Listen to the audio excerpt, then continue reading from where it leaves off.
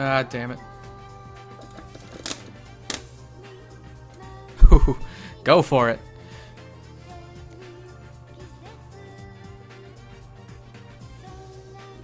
I probably could have won the round without spending all 3 bars. But that's because I'm not a great Karen yet. Ooh. Good.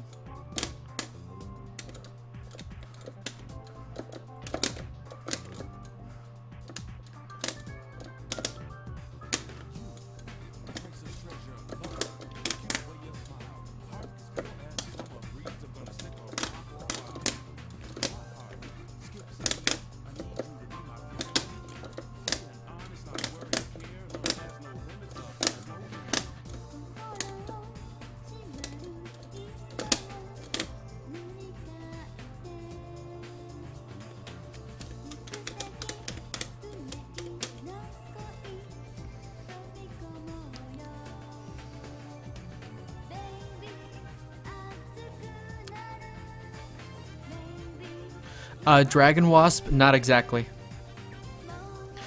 Dragon, if you do Rekka and then down punch and stop, so she just does the first elbow without doing the cross up, that's plus on block, but it's not a true poke string from the first 2 Rekkas.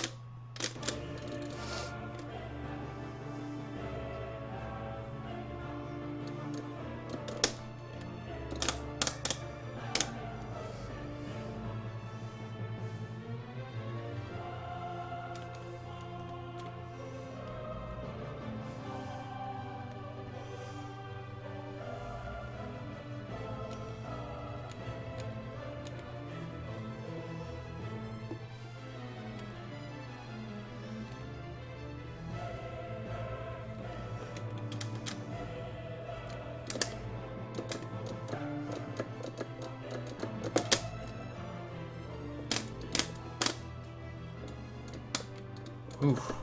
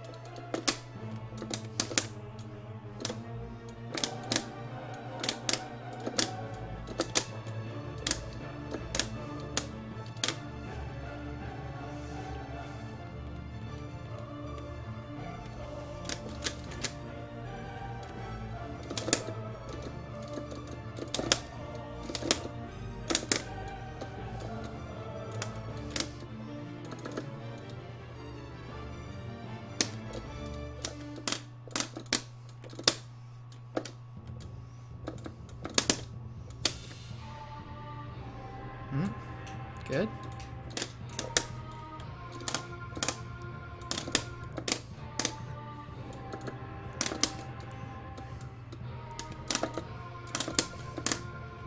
Ooh, okay. You can throw in there. Yep.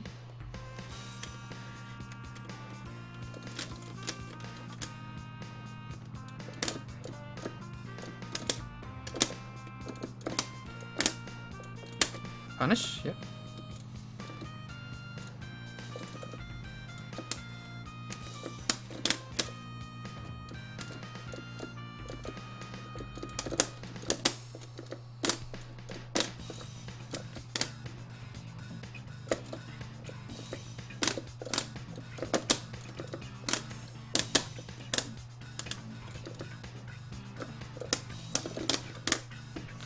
Hanzuki Ryoorgi.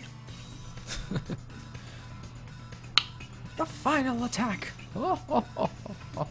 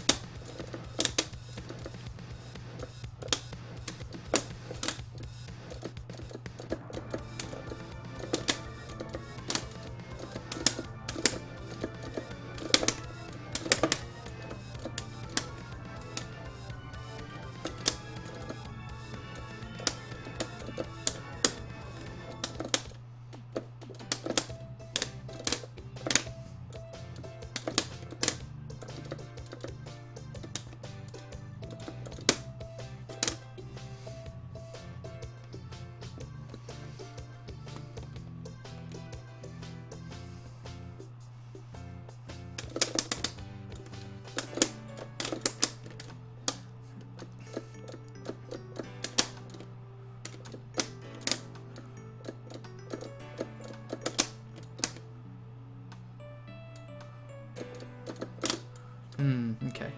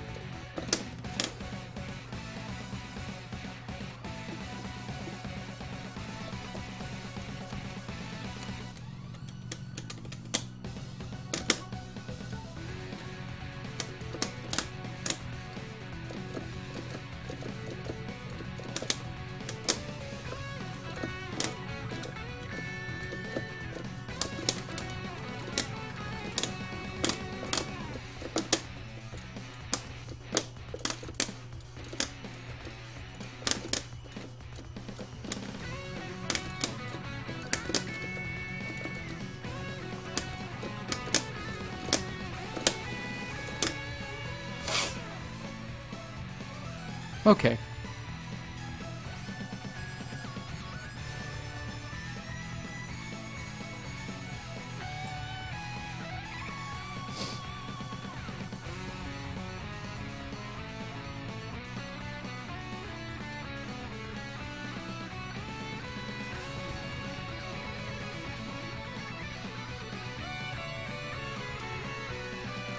Alright, KennyKiller. I can give you a quick little rundown here.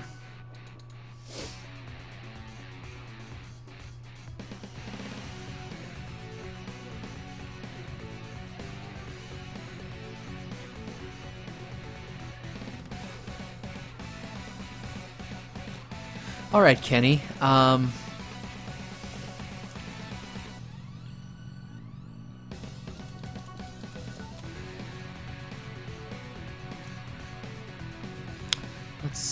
Let's see.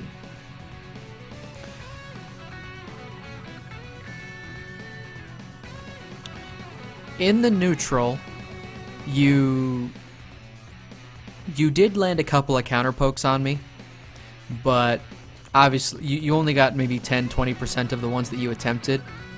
A lot of that match was decided by my sweeps. A lot of that match. So, bearing that in mind, do you know what Laura's punish is for Karen's sweep, like at the maximum range? I assume you can punish it maybe with low strong or maybe your own crouch roundhouse, depending on the range. But, Karen's sweep has better range than a lot of characters, and it's generally pretty fast. In this matchup, you're going to want to look for it and consider blocking low at this range. Obviously, that's scary for other reasons because you'll let her walk up to you and such. But in the footsies, assuming you don't have a fireball in front of you, her sweep is going to be the main thing to look for. And if you stay just outside the range of it, you can try to whiff punish it, or you can like take a baby step forward and block and see if you can actually get one so that you can actually block and punish it. Crouching hard punch. Okay. Yeah, if crouching hard punch works at the tip, then that's an excellent punish, and that's going to be very good for Laura in this matchup. One thing I will say, though, that you could have done a lot more that you didn't do, this is going to be important for Laura, is stay this far away from the fireball. When you're following it in, thing is, good players know that you're going to be right on top of it, and a good player is going to be able to just sweep you or hit you low as you're walking over. See, what you don't want to be is right there. You don't want to be right there on top of the fireball. That's a bad place to be, because right there, the fireball is not really protecting you from any low pokes. High pokes maybe, but not low pokes.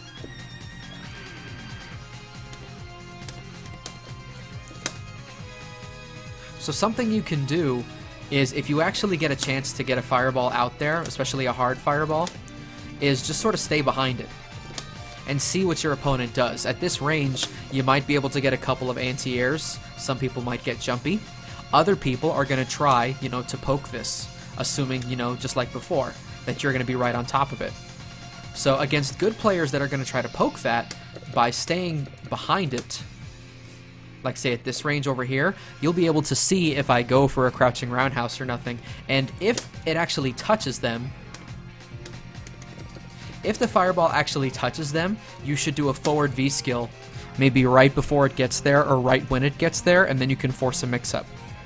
The idea is if they did not avoid it, and because you were back here, you know the fireball is going to land, either it's going to hit or it's going to be blocked. So at that point, you could do a forward V skill and get quite a bit more. That's just one thing that I saw you not doing. I'll tell you right now, me as a Karen player, I'm not a fan of doing raw Rasenhas to counter fireballs. In this matchup, you should not be too scared of actually charging a fireball. There's not much Karen can do.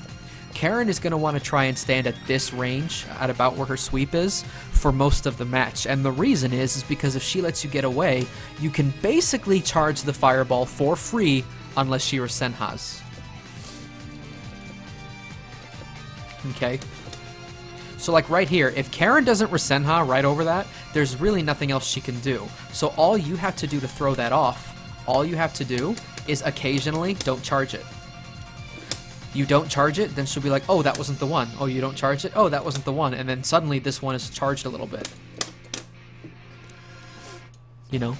Occasionally even throw out the light one. If she attempts the Rasenha, she'll just land right on it. You throw out the light one occasionally, like this, you'll build a little bit of meter, you can force her to come towards you, and occasionally you can get one charged so that you can go for the real stuff.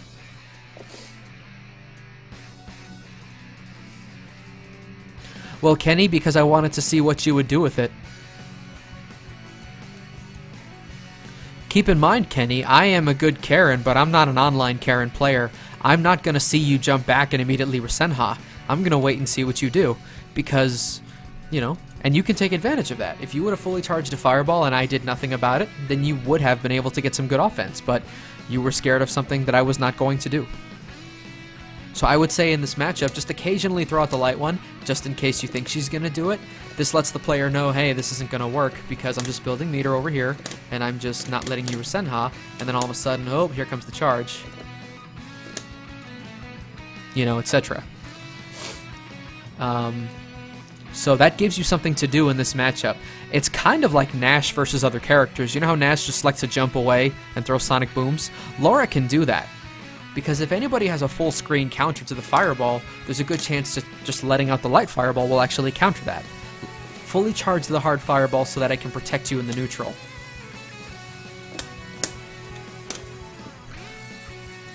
And then from there, you can approach neutral from that direction, rather than necessarily trying to play footsies. Although it was amicable that you did so, ultimately you only won about 10 to 20% of the footsie situations. Your anti-air was good, but you anti-aired with standing jab. I'd be willing to bet she has better anti-airs than that, and you're going to want to try to get a higher reward anti-air whenever possible. You don't necessarily have to quarter forward punch, but you could think of that as a low-level kind of optimal, because you're going to get a lot of damage and you're going to get a setup if you land the quarter forward punch. But barring that, I believe her standing medium punch, or what was it?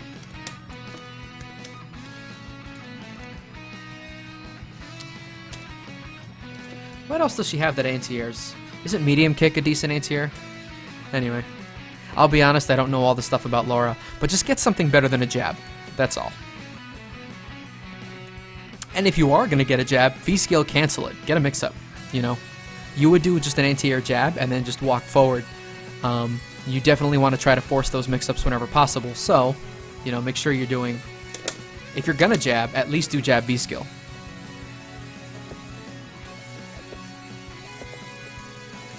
Don't have good reactions yet. Well, that's what you're going to want to work on, Kenny.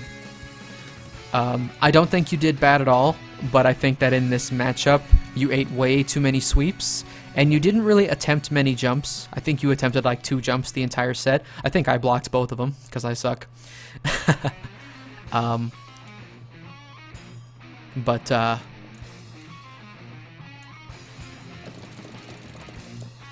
Yeah, I would say try to get a better anti-air when you can. Consider the ramifications of throwing different strengths of fireballs from far away, because that will be very useful against characters that don't have fireballs. You can use them to control the space.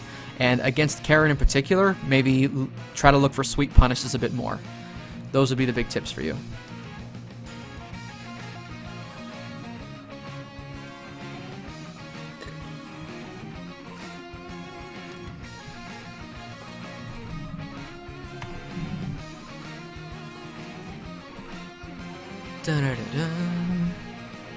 Hey, come on, come on! All right!